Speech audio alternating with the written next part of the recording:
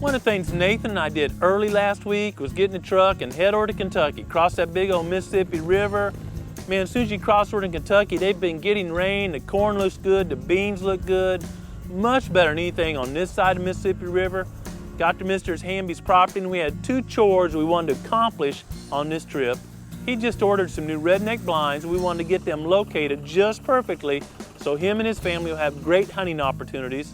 And want to check all his trail cameras and reprogram them to make sure they're set from just taking pictures as fast as they can, because there's no attractant out there, to being over a trophy rock and another attractant, so we're ready to do our camera survey. We use attractants this time of year to draw as many deer as we can, because we want to capture at least 95% of all bucks on the property and get a unique picture of them.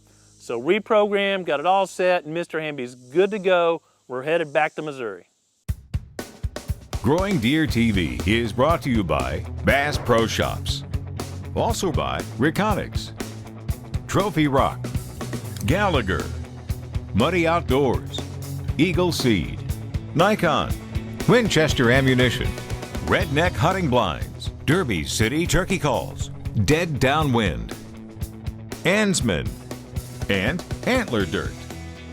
Good morning, it's July 25th, Monday morning, and I'm thrilled because we received an inch of rain over the weekend. I am absolutely just excited, and I'm sure the plants are gonna look green and flush as we start working today here at the Proving Grounds. Sometimes you don't have to go any further than your yard to make an observation that's really important for your deer hunting or your habitat management.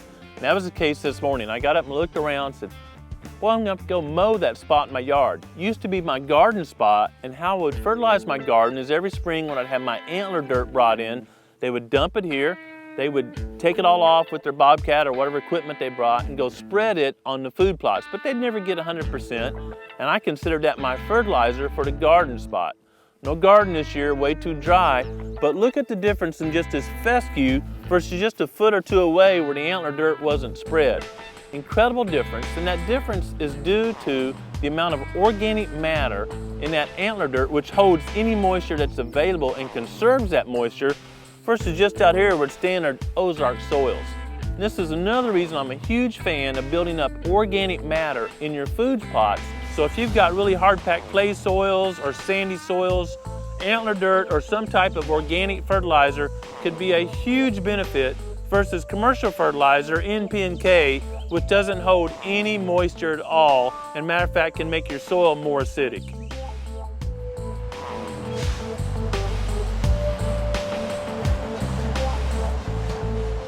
It doesn't matter how much fertilizer you have out, if the plants are growing and the deer and the groundhogs and everything else is browsing it off the ground as soon as it tries to grow.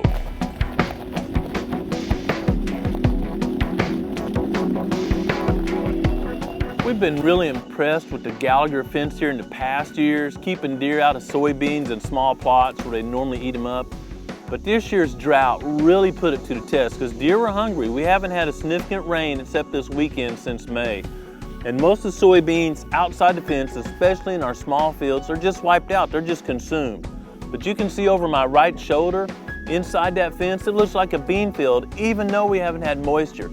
It's incredible how well those beans performed once they had the protection of that electric fence. Now this fall, when it becomes hunting season, and that's an established food source, we just take that gate down where we bring the tractor in and out to maintain it, and that's gonna be a tremendous bottleneck for hunting. I can't believe how well a 2-foot tall fence that I can jump kept the deer out in these harsh conditions. I can't imagine a better test than having lush soybeans in the middle of a really dry property and keeping deer out. That's all the testimony I need to know that system works and works well.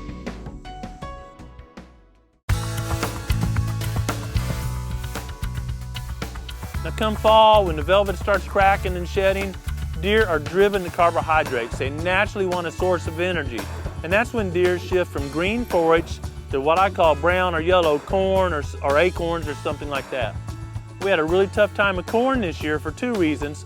We went in May from really cold and wet to hot and dry, and it never changed. So a lot of our corn didn't do too well. But in June, when we took the patches that didn't have a very good corn stand, we drilled milo in. Now, I don't like milo quite as well as corn for two reasons. It's not as herbicide friendly. There are herbicides you can put over milo, but they limit what you can plant the following year due to the soil activity of the herbicide. That means it stays active. So some herbicides are meant to kill all legumes. Milo's not a legume, you spray it, but you can't plant soybeans the next year. That's just one example. But in the areas where we really had a failure and we needed something, we planted milo because you can plant it late in the summer. It's very drought resistant and deer love the grain on top of milo. Milo is a crop we haven't talked a lot about on Growing Deer TV. I typically prefer corn over milo for one simple reason: corn makes more yield per acre than milo. And a secondary reason is when that corn ear ripens, it falls over and the sheath protects the grain from rain and mold and even keeps birds off of it to some extent. Milo, on the other hand, grows an open seed head on top and birds and weather can get to it. But milo is super attractive to white-tailed deer, and also it's very drought resistant. And that's why you find it out on the Great Plains a lot, western Kansas, Nebraska, places like that. It looks just like corn growing at this stage because it's a grain, and if it produces 40, 50 bushels per acre, it'll be a huge home run here at the Proving Grounds. We've never had milo on this property before, so we'll see if there's a learning curve or they're hungry enough this year to go right to it, make some great bow hunting. I'll keep you posted how milo works here at the Proving Grounds this year.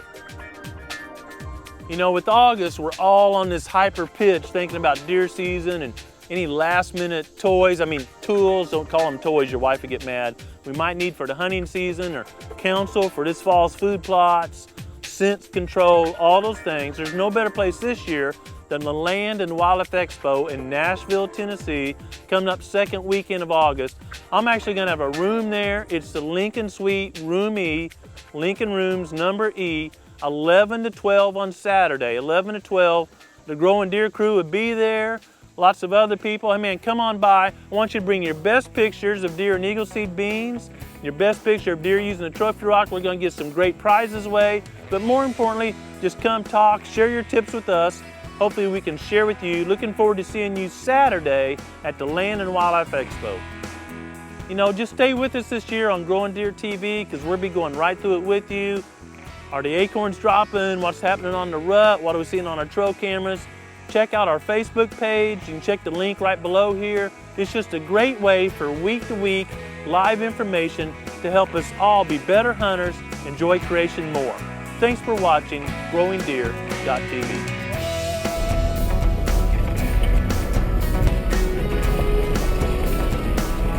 Said there's the archery. I didn't know about it.